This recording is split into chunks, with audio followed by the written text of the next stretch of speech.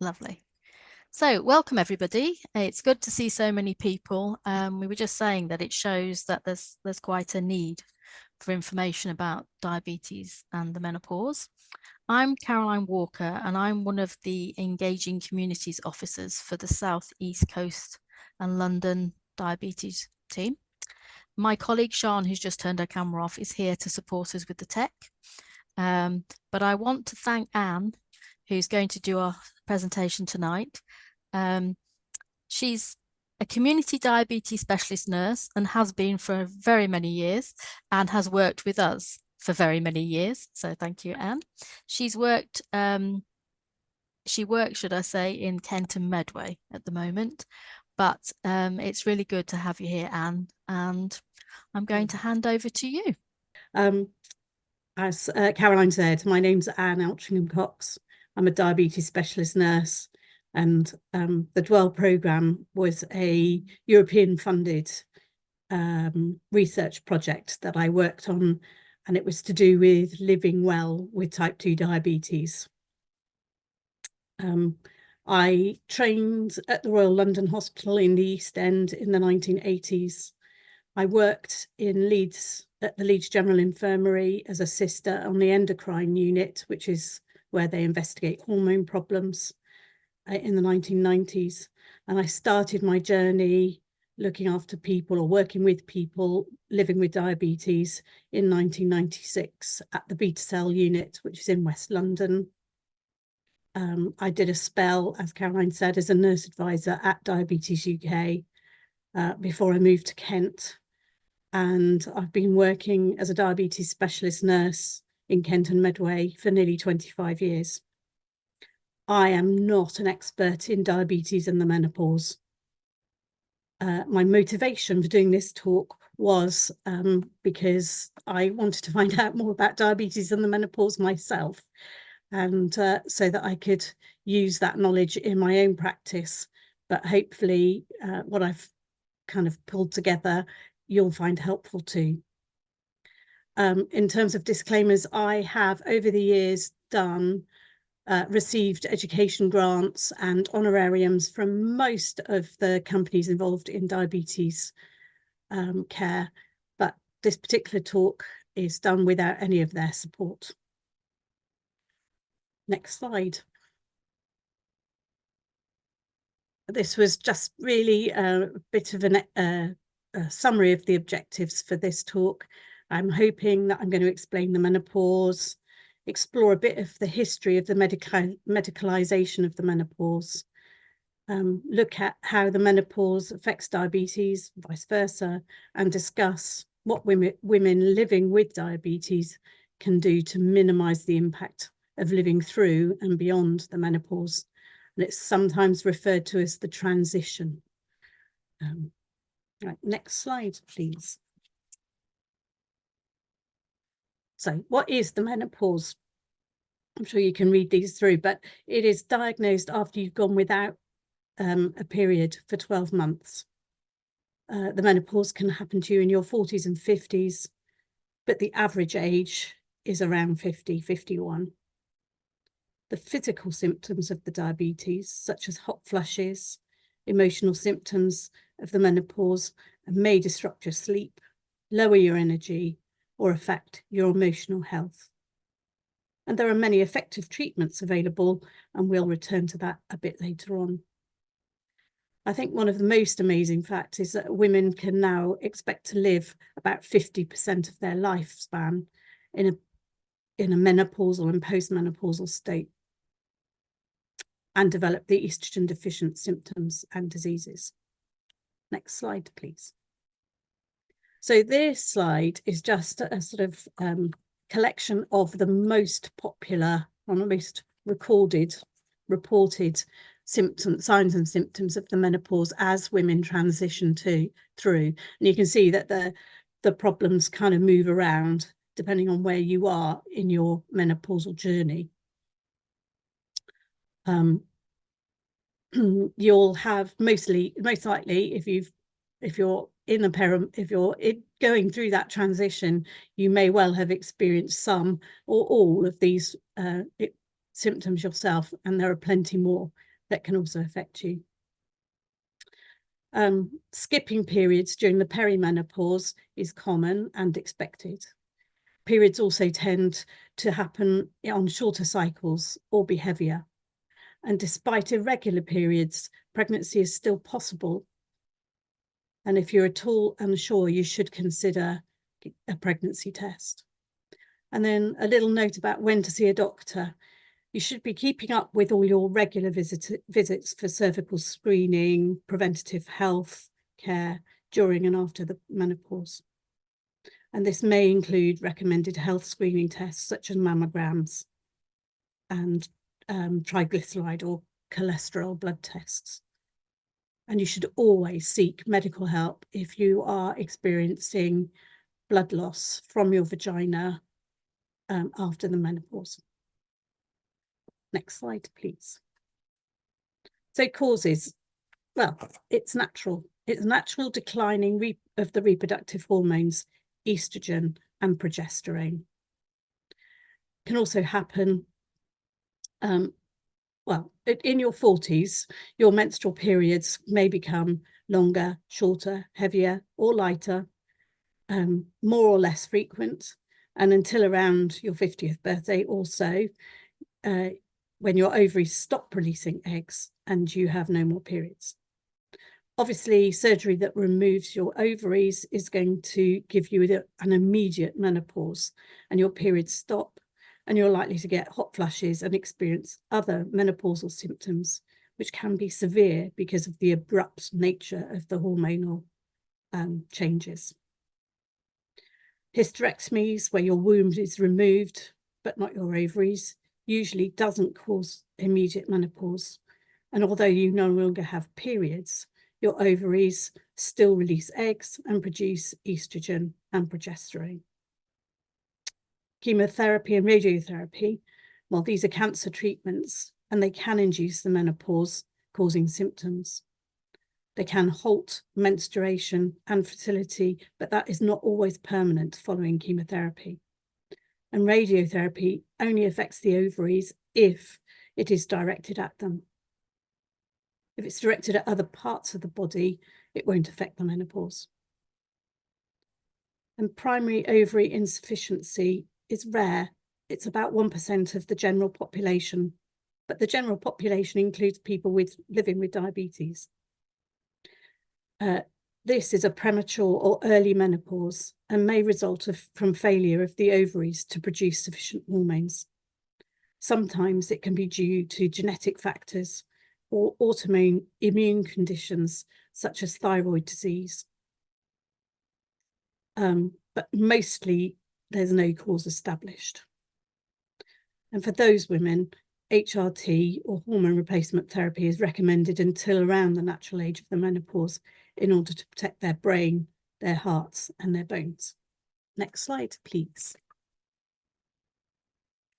The complications of passing through the menopause. I can't help thinking of Aunt Spiker and Aunt Sponge.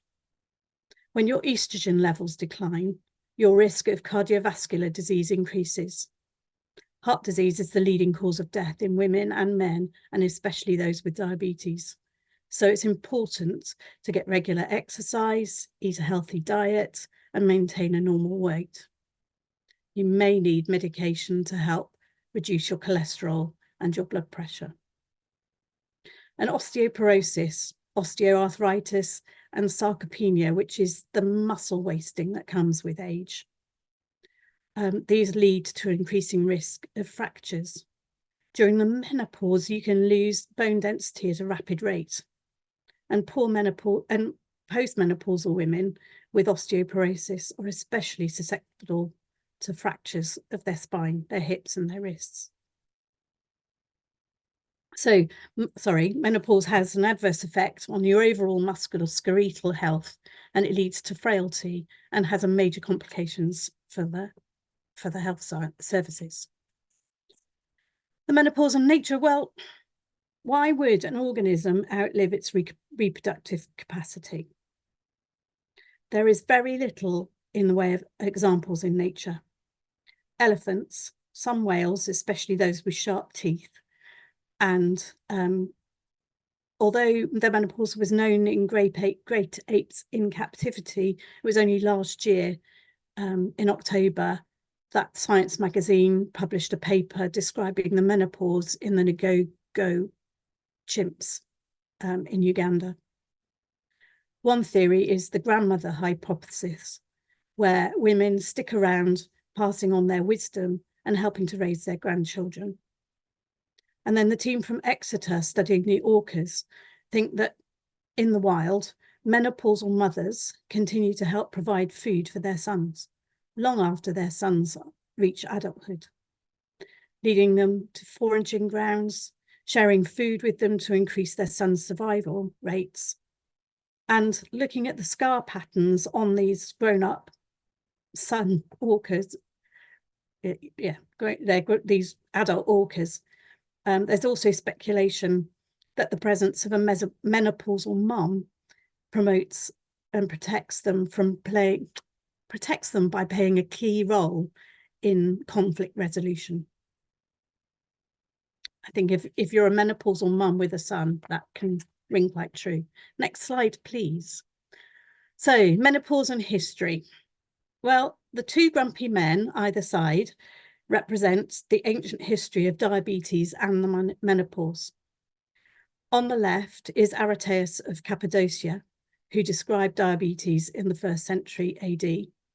And on the right is Aristotle, who mentions the menopause in passing, using it to describe all women over 40. The menopause really isn't discussed much, or at least not in medical literature. But then women were discouraged from studying medicine. The lady in the middle is Elizabeth Garrett Anderson. She was the first female doctor registered in the UK in 1870. She went on to found the London Hospital for Medicine, the London Hospital of Medicine for Women and Children. And that was the only teaching hospital in Britain to train women doctors for many years. Next slide. So, for centuries, millennia, women who made it through the minefield of their childbearing years reached to menopause. It was seen as a test of their fortitude, and they were advised to grin and bear it, or as I think of it, gin and fan it, and dote on their grandchildren. Next slide. And if they really must, go into politics. So the suffrage movement was perceived to be full of raging menopausal women. So, like diabetes, it's only really been in the last 100 years or so that the menopause has been thought about as something you could treat. Next slide. In the 1920s, along with the discovery of insulin, estrogen and progesterone were also isolated. And the medical press were offering information and reassurance to women about healthy habits, fresh air, sleeping well, and throwing away their corsets. Next slide. In the 1940s, there was an increased interest in the menopause as potentially 50% of a doctor's caseload were going to go through it. Ovarian therapy using sheep's ovary extract and Premarin made from the urine of pregnant mares were developed. It was not seen as a medical problem, and hormone replacement therapies were only used in extreme cases after barbiturates like morphine.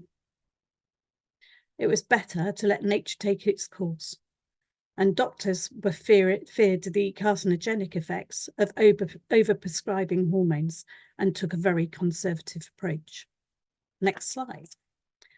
In the 1950s, Fuller Albright, that's the disgruntled doctor on the left, published research that showed that estrogen helped retain calcium, good for osteoporosis, and reduced heart disease. He suggested active initiation, and the pharmacy companies woke up. In the 1960s, doctors debated in medical journals and meetings if the menopause should be treated as a disease, or should it, like diabetes, be seen as a hormone deficiency that needs intervention.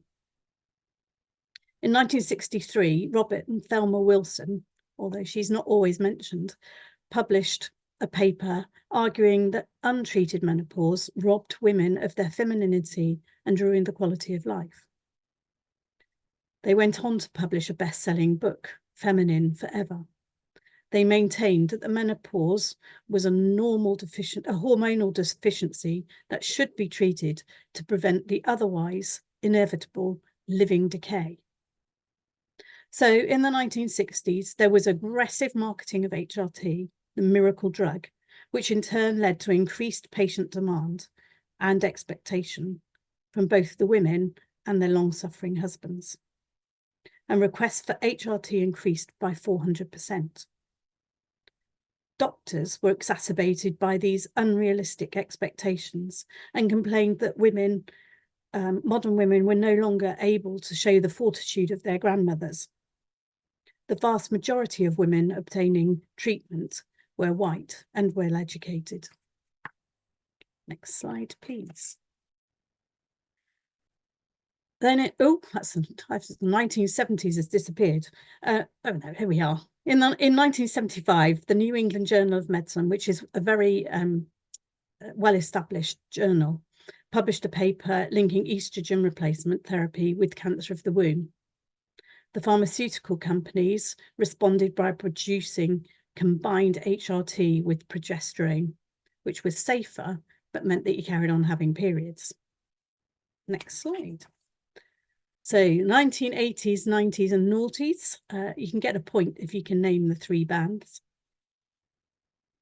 But at this point, Oxford University recruited 1.3 million women to its Million Woman study, and they've been following their health outcomes ever since.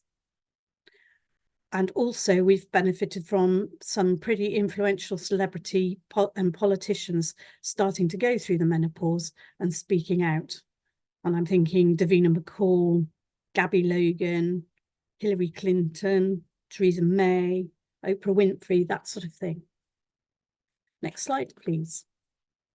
So this century, in 2001, the Oxford Million Women Study published a paper on breast cancer and HRT. The study showed an increased risk of breast cancer, which was at its greatest in those using combined HRT and in those who took HRT for more than 10 years. And the pendulum swung again against HRT. In 2020, the University College London research suggested that about 15% of women chose to take HRT. And Sarah Hillman at the University of Warwick published a paper that confirmed the majority of these were from educated white backgrounds. In fact, HRT prescriptions were 30% lower in GP practices in the lowest socioeconomic areas. Areas of social deprivation have younger onset of the menopause, increased prevalence of cardiovascular disease and diabetes. GP practices with a higher incidence of type 2 diabetes are less likely to prescribe HRT, even though it's been shown to improve blood glucose levels. These same practices are more likely to prescribe the more expensive oral tablets, even though transdermal patches are associated with risks of cardiovascular disease and deep vein thrombosis. I think those early pioneers of women's health, Elizabeth Garrett Anderson and her chums, would be very disappointed. But then, next slide, please. In February 2023, the British government published a paper, Our Vision for the Women's Health Strategy for England. They are still debating what should happen to the men's health strategy and in the rest of the UK. Next slide, please. Where have we gone? That one, thank you. From April 2023, women prescribed HRT have access to a new scheme for a year's worth of menopause prescriptions for the cost of 2 single prescriptions, which was £18.70.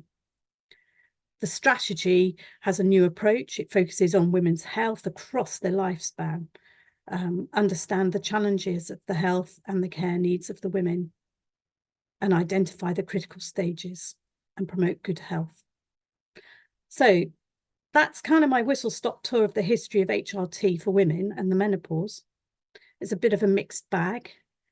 And now I want to concentrate a bit more specifically on diabetes and the menopause.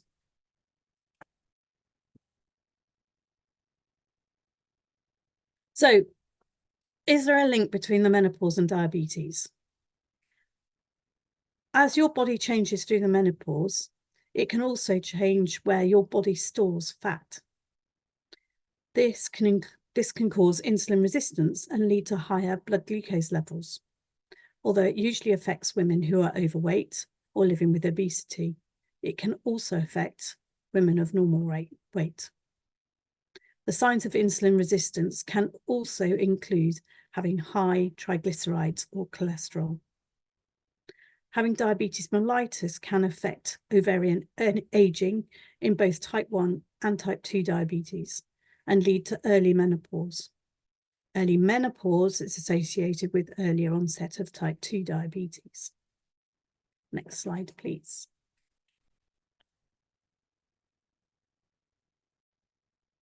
So how does the menopause affect diabetes?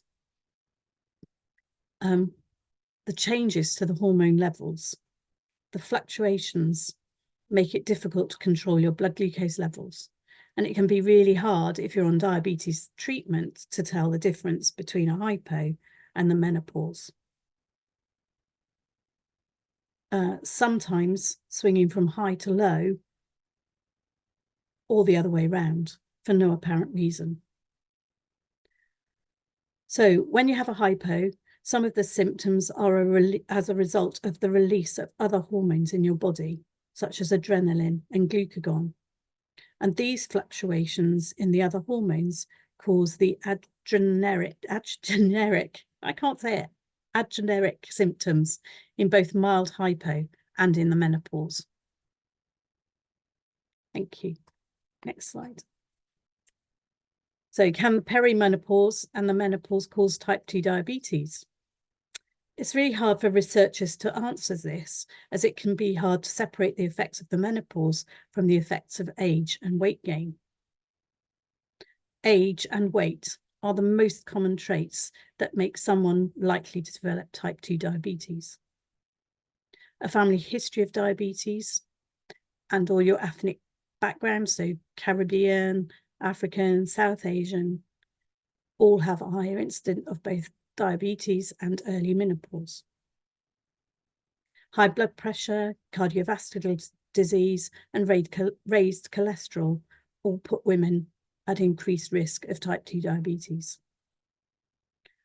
A history of high blood pressure, preeclampsia, high blood pressure in pregnancy, gestational diabetes, that's diabetes that you develop in pregnancy, or polycystic ovary symptoms increase the risk of developing type 2 diabetes around the time of the menopause. But perhaps the main cause is inactivity. In 2017, the UK government published research analysis looking at the physical inactivity of 40 to 60-year-olds. Its findings suggest that the proportion of women who walk for less than 10 minutes of continuously at a brisk pace per week was about 40%. And then at about, and that 1 in 5 are physically inactive. That's less than 30 minutes of moderate intensity physical activity a week. Our old friend socioeconomics appears again. And in the most deprived areas, this rises to 1 in 3 women not taking more than 10 minutes of brisk activity a week. Next slide. So managing the diabetes during the perimenopause, this should say menopause, or perimenopause and menopause. Give up smoking should be at the top of that list. Do some weight-bearing exercise. Exercise more, generally, be more active. Gardening, housework, they all count. Eat a diet that limits sugar and fat. increases calcium and vitamin D. Bear in mind that 100 calories extra a day can mean that you put on 10 pounds or 4 kilograms in a year. And that's not helped by our current global shortage of the GLP-1 treatment for people with type 2 diabetes. Control your weight. You don't need to be weighing yourself every day. You know that your clothes don't fit you as well. Limit your alcohol. Alcohol has empty calories. 1 small glass of white, a glass of the Grin and Bear It gin and tonic, or a buttered crumpet is that 100 calories. Increase the amount of oily fish in your diet, mackerel, salmon, sardines, or plant-based sources such as rapeseed oil, flaxseed, and walnuts. For women with osteoporosis, the commonly used drug, adrenaline, can reduce the need for insulin. It seems to work by reducing some of the causes of insulin resistance. And good sources of calcium come from milk, cheese, dairy products, green leaf vegetables, except for spinach, because spinach, although it is a good source of calcium, it's got something else in it that stops you absorbing the calcium. And tofu, nuts, soya beans. If you feel the need to explore and support outside of your own special networks, there's a next slide, please. I've added a few websites that are really useful, and I'm sure that we can put them in the chat as well, or share them with you.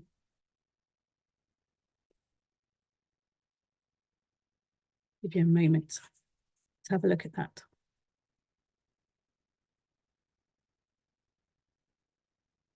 You can find them obviously on the internet.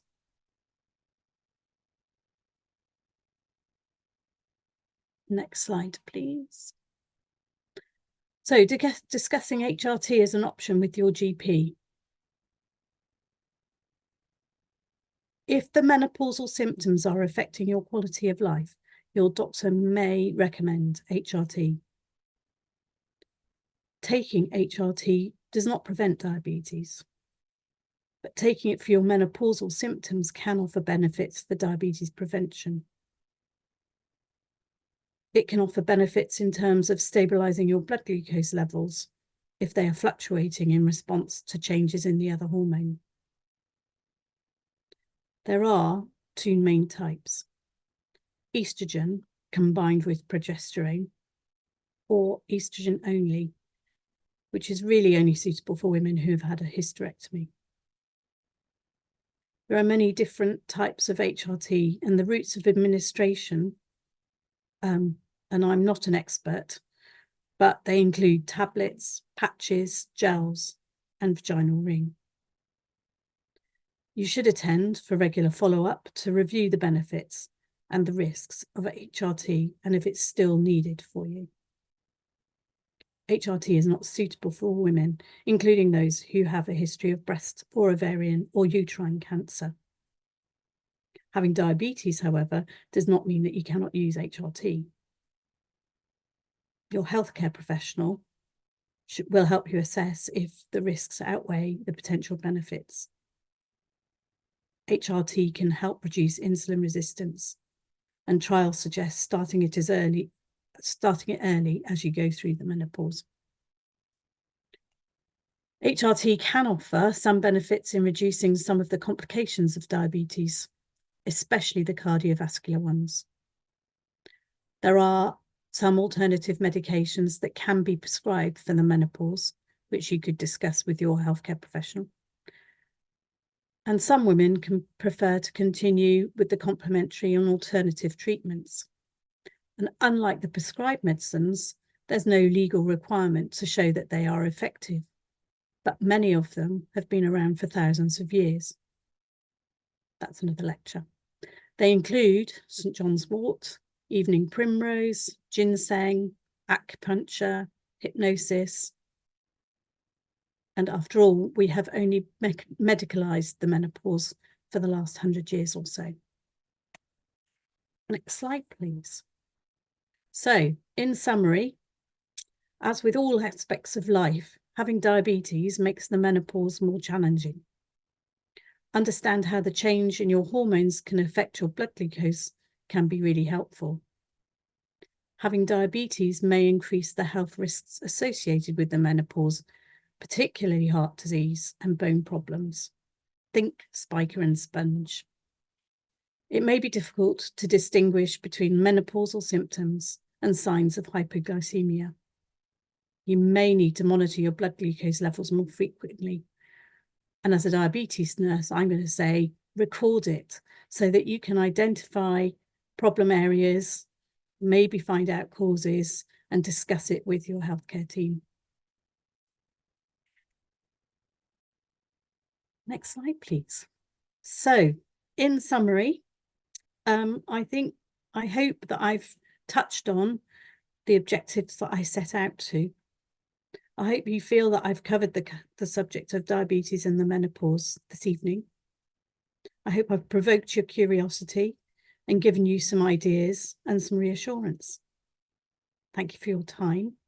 And let's go to the questions. Last slide. Thank you, Anne.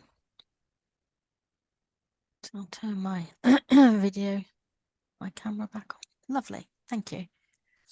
We did have one question, and if anybody wants to put any other questions in the chat box, please do.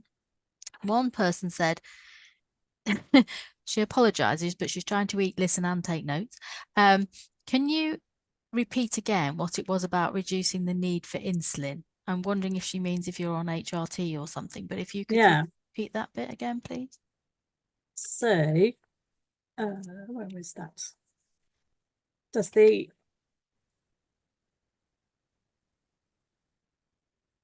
that having HRT, because it controls the fluctuations in the fluctuations in the estrogen and progesterone, it can also as your estrogen and progesterone decline, you get more insulin resistance. So having HRT means that you have less insulin resistance and therefore can be more sensitive to insulin, either the insulin you're still producing, or if you've got type 1 and you're using multiple daily injections. So yes, in clinic, I see people suddenly need, you can see a sudden deterioration in their blood glucose levels around the time of the menopause, and they may suddenly need more treatments because they've become more insulin resistant. Has that answered the question? Yeah, she said it was mentioned on the crumpet picture slide, so I think that's the one. So basically, you might need more insulin as you go into the menopause, but if you have HRT, you need to be careful in case that reduces or increases your sensitivity, so you might have to play around with your insulin. You quite often have to play around with the insulin. I mean, most women who have type 1 diabetes have very different insulin requirements during their menstrual cycle because of those fluctuations, the natural rhythm of estrogen and progesterone. So I've had people who've had to increase their background insulin by 20%, and I've had people who've had to decrease their quick acting, and when I was describing the menopause and the symptoms, it's so varied from woman to woman that you almost have to give individual advice, because something you try with one person won't work with the next one. Yeah. Somebody's pointed out that it can actually, as you say, increase their sensitivity. Yeah. I don't know, there's some people are also sharing, which is lovely, different resources in the chat for people. So that's really nice. I've got a question actually, because I'm aware that having type 2, or probably type 1 as well, in women as you get older can increase osteoporosis or your chances of falling and breaking something. Yes. And then you add in the menopause on osteoporosis. What would you say was your biggest or top of the list piece of advice to help women to protect themselves who have got diabetes and are going through the menopause? I think, yeah, I think being as active as you can, for as long as you can, for as much as you can, you know, get up off the sofa, stop watching Netflix. and it's really hard, especially this time of the year.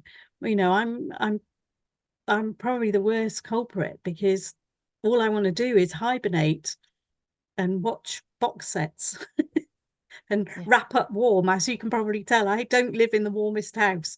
Yeah. And yeah, but I think being physically inactive is really detrimental to women's health, both in terms of cardiovascular disease and osteoporosis, and that doing weight-bearing exercising, and like I said, women do tend to, you know, that somebody asks them how physically active you are, you know, but they don't count the fact that they do all the housework and do gardening, and it isn't just about going to the gym. It is literally being physically active and doing things that make you slightly out of breath.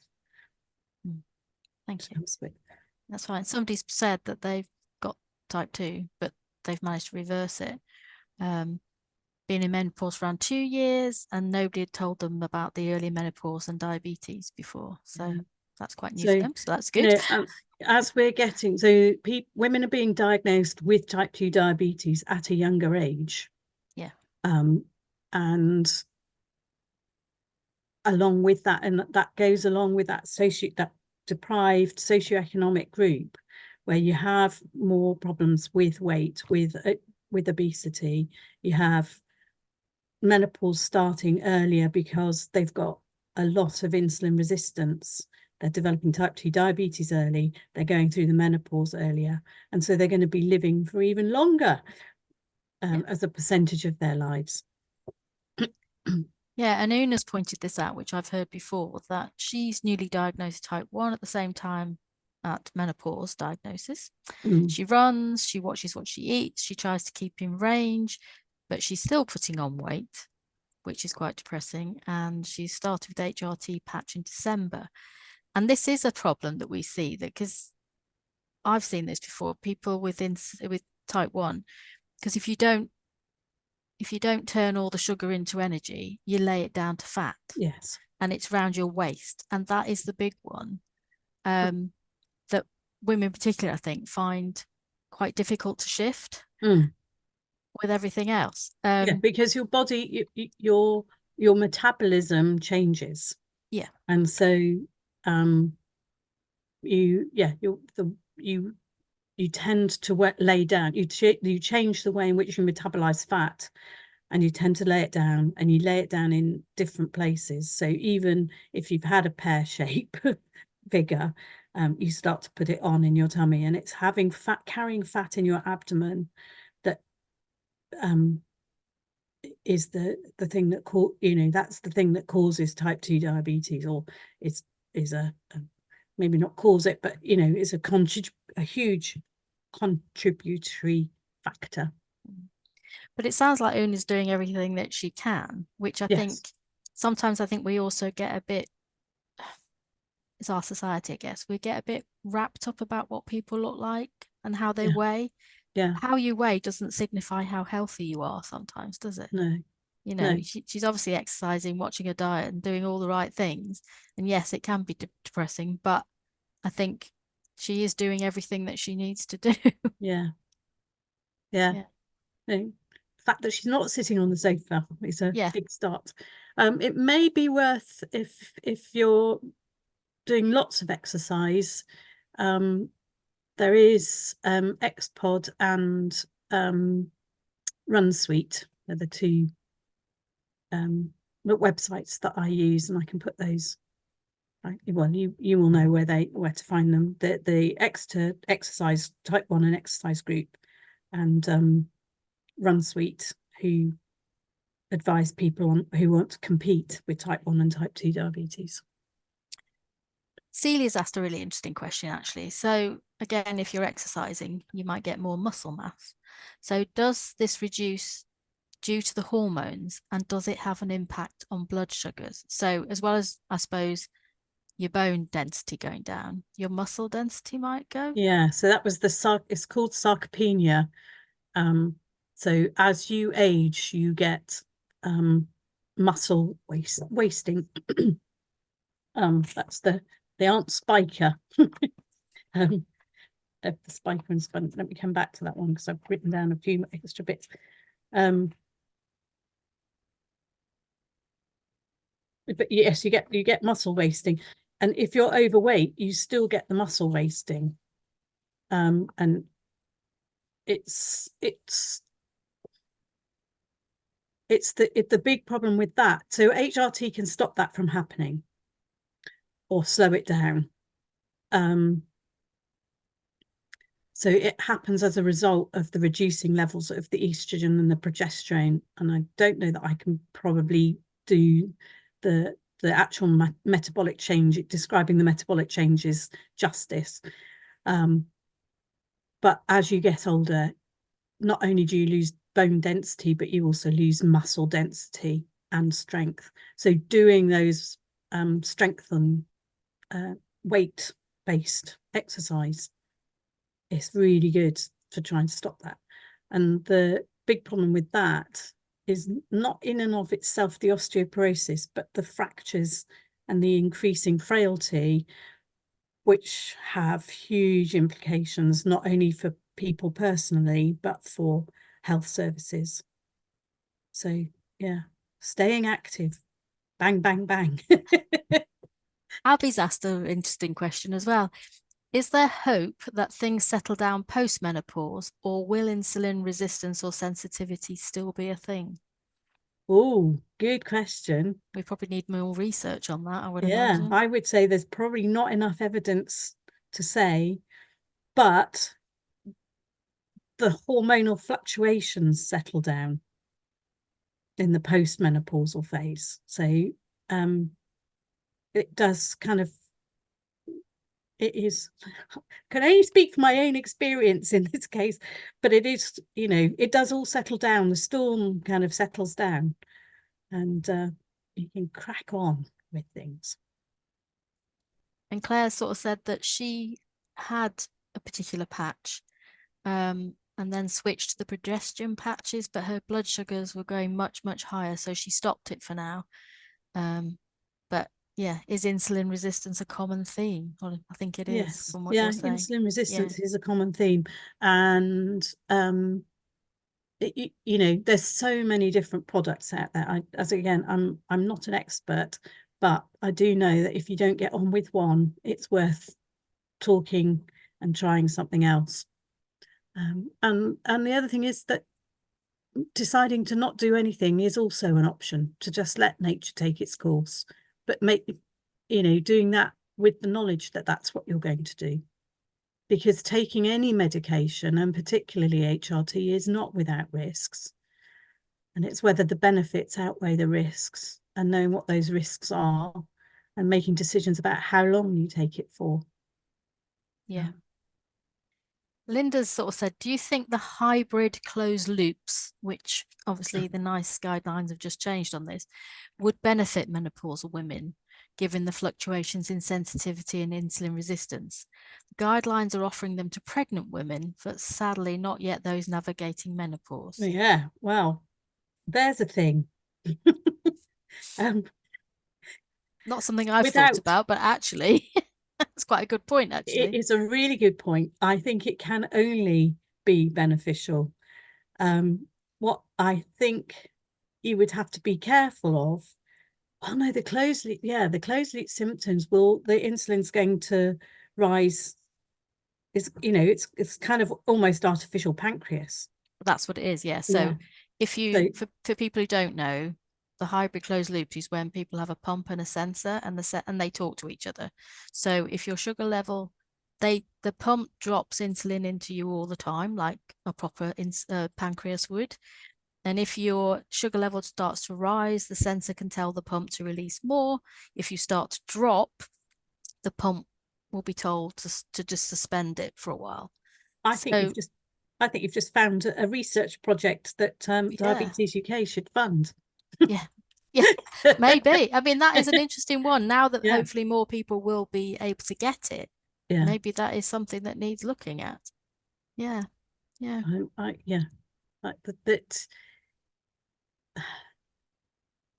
Unlike just having continuous blood glucose monitoring, which I think if you're having wild fluctuations in your blood glucose levels, might cause more anxiety than it solves, because you know it's suddenly gone up, and then you know, especially if you're on insulin, you might be tempted to give yourself a bit more insulin, and then they suddenly drop, Mm, and it would just exacerbate that fluctuation in both blood glucose levels and in other hormone levels. um, mm. but yes, but closed loop and the menopause, Yeah, that that's a would new be, one. I don't Yeah, think there's probably enough information no, or evidence out there yet. no, but that is an interesting one. Yeah. Mm. So there's a question here that somebody's asked Sean, and you might not be able to do this because it might be somebody's personal medical history, but are HRT patches safer if you get migraines and diabetes? Well, it depends if you've, I think I I don't know the answer to that. I think you'd have to ask somebody who deals with HRT. yeah, I think you'd have to go back to your medical team for Yeah, that one. If you've noticed that you started getting migraines since using the patches, I would certainly go back to your medical team because it might be you could get a different patch. I don't know. yeah, yeah. Um, right. Da, da, da. Okay, so Celia's again made the comment, which is good. I guess that's why yoga, swimming, weights, i.e., weight bearing activity, is important for muscle mass and metabolism. I can't say metabolism. But if we just do cardio, people find they don't lose weight, and Yeah, that's yeah. It depends on the kind of exercise, doesn't it? yeah. Um, can you point us to the research so that we can look at it ourselves for weighing up Yes, the options? I I can. think you mentioned the impact on cardiovascular versus cancer. So if you, Um, I I don't have it, but perhaps I mean I have got my references, but it's not as part of the talk. I haven't put them right, on okay. the talk, so um, perhaps I can Yeah, get maybe those we to. can try and, I don't know if once the recording is linked, we'll have to see if we can add sort of things to the Yeah, recording maybe so that people know. yeah, Or if you email that to me, Anne, yes, or to the Southeast team, and then we can try and get that distributed to yeah. people who, Want to go um, read up themselves. yeah, Yeah, yeah. Um, apparently somebody's put up that there is a pilot on the endocrine effects of hormone replacement therapy on menopausal type 1 diabetics using wearable sensors. Oh, that's interesting as well. Yeah, yeah. So Esme's asked, what about testosterone for HRT? Because a couple of her non-diabetic friends are on it, but is that something that, because I've heard this before, would that be yeah. something that as well? I have my limited experience is based on my work in the endocrine unit in the 1990s, when people were using, but it's very much in the endocrine end of the field, and I think even most GPs um, would, unless they've done endocrine as part of their training, would sort of hesitate. But it is there and it is used, and it's worth a discussion. And the theory, from what I remember, is all about trying to preserve your muscle mass. Yeah, Yeah. Somebody's pointed out men get it easy. Sorry if there's any men on this call. Well, you know, in preparing for this, I don't think of myself as being much of a feminist, but preparing this talk made me think, oh, actually, oh. But, you know, the fact maybe it isn't written that much about because there were so few women able to practice medicine, and it's as more and more women practice medicine and go through the menopause, it's you know, and there are male male doctors who are interested in treating it and making it Yeah. as good as it can be. But Yeah, yeah, Linda said Steve Redgrave got prescribed testosterone and it improved his health massively. If type 1 men can get it, why can't we? Yes, I agree, Siobhan. If men are on the call, it does them no bad at all to hear it. I think the disadvantages of testosterone is that it has androgenic effects. So you get muscle build, but you do also get more hirsute. And as I say, that is from my memory from working in the endocrine unit 30 years ago. So things have moved on since I was involved specifically. Yes, and I think again, it's like a lot of things. Like if you've got diabetes, sometimes you have to fight for things and you have to Mm. bang on the door. Mm. And I guess if you don't suffer in silence if you're struggling with the menopause, it's the same Mm. thing, isn't it? Mm. You need to go and get help. And I think hopefully as things go on, then doctors are more responsive to it. Mm. Yeah. Things like, can I ask, because I don't know this, but would something like metformin, if somebody on type 2, for instance, was on metformin, which increases sensitivity, again, Mm-hmm. that would have an impact if you're going Yeah, through the menopause. yeah. Would you need to change your dose and things like that? Or You might need to change your dose, and changing your dose. You know, metformin's actually a really, you know, it's been around for ages. It's a really safe drug. It's got really good efficacy. It's really cheap.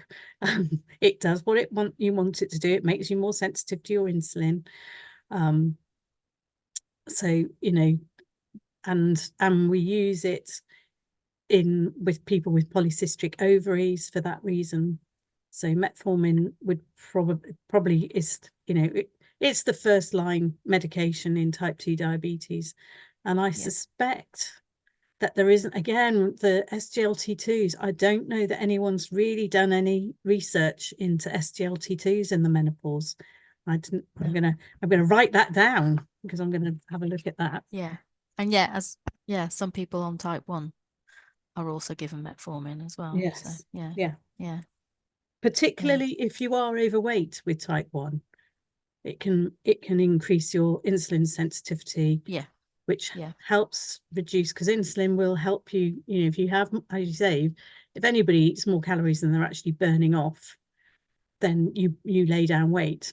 But yeah, trying to, with the fine balance with type 1 diabetes and insulin, it can make it really tricky. yeah, yeah. Just let me write Yeah, that down. Alex. Yeah, Alex has asked an interesting thing as well. She says people are given metformin during pregnancy to assist. So Yes. why don't we get it in menopause to help with the hormonal surges?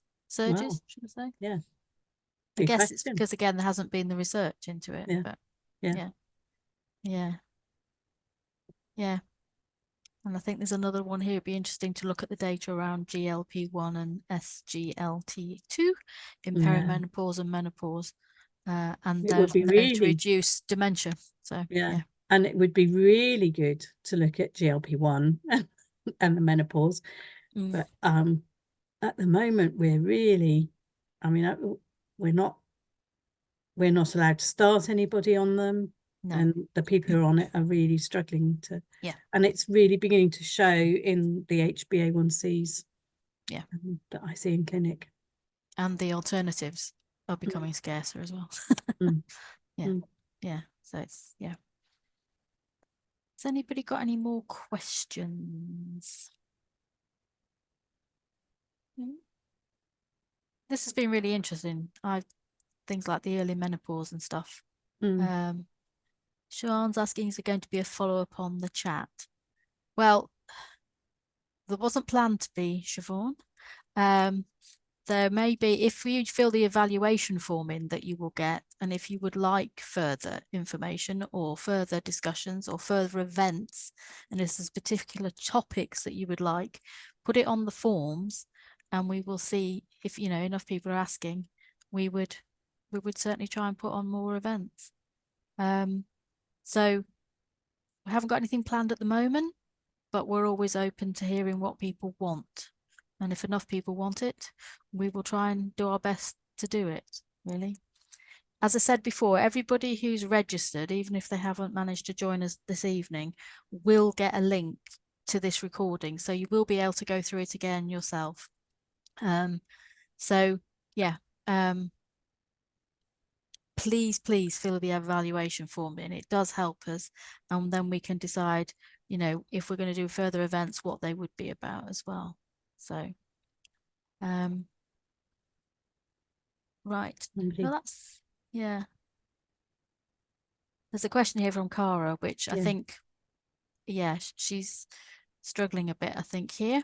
Her GP won't put her on HRT as her BMI is too high, even though she's lost 3 stone. Well done, Cara. Yeah. Should I try and pester him for HRT? Would that help with the type 2 control? It's certainly worth a discussion with him or her. Yeah, yeah. I mean, you're obviously going in the right direction. So yeah.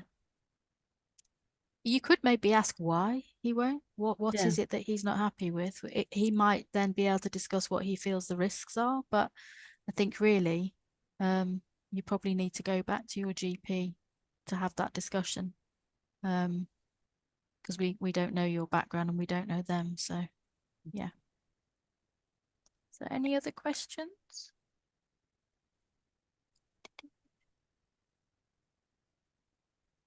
Right. Okay, somebody's answered it as well, saying if there's no BMI restriction for transdermal, which is a HRT, I presume, if the GP is uncomfortable, they can send advice and guidance to the gynecology. That's true. You could ask maybe for a second opinion. Thank you for sharing, everybody, as well. That's been lovely that you're sharing things in the box. There's need to be more funding directed towards women's health in particular. Well, I think we could all probably agree with that one. Over 55% of the population being female. Yeah, yeah. But yes, I think do let us know on the forms if there's further information about other topics that you'd like covered, or if you want something further on this, and we could try and to look into that. I think I personally will take away this, that I might talk to our research team and see if there's anything in the offing about the closed loop and the menopause. That would be quite an interesting one. Yeah. So hopefully that's it. Everybody saying thank you very much, and connections in the chat as well. Absolutely. So I will draw this to a close. So thank you very much, Anne. It's been very interesting, very informative. The history bit I quite enjoyed as well, because that's how things have changed or not changed. So thank you everybody who's joined. And I will now ask Sian to stop recording and we will close the meeting. Thank you.